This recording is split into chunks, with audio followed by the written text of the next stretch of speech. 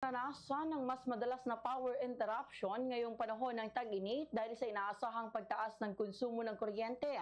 Ayon sa Isabela Electric Cooperative o Isalcuana, sa panayam ng Bombo Radyo Kawayan kay Ginang Laarni San Antonio, branch supervisor ng Isalcuan, Kawayan Branch, ang mataas na demand sa kuryente tuwing summer season ay maaaring magdulot ng kakulangan sa supply. Kapag nangyari ito, posibleng magresulta sa mas madalas na power interruption sa iba't ibang lugar.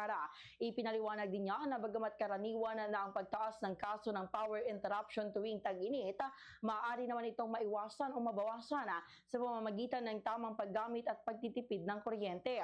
Kabilang sa mga nirerekomendang hakbang ang pag-unplug ng mga appliances na hindi ginagamit, paglilimita sa sabay-sabay na paggamit ng mga kagamitang di kuryente at pag-iwas sa madalas na pagbubukas at pagsasara ng refrigerator upang mapanatili ang lamig nito at hindi mag-overwork ang appliances. Hinimok naman ng Isalcuan ang publiko na makiisa sa pagtitipid ng kuryente upang maiwasan ang labis na demand na maaaring magdulot ng kakulangan sa supply at posibleng aberya sa serbisyo. Sa huli, binigyang diin ng kooperatiba na ang simpleng disiplina sa paggamit ng kuryente ay malaking tulong upang mapanatiling matatag ang supply, lalo na sa panahon ng matinding init.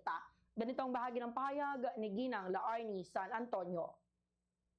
Yung mga NCOs po na naway magbayad po tayo on time po ng ating konsumo. Nang sa ganun ho is patuloy pa rin po ang pagbibigay po ng Isalcuan ng mabuting serbisyo po para sa ating mga NCOs po. Consumer.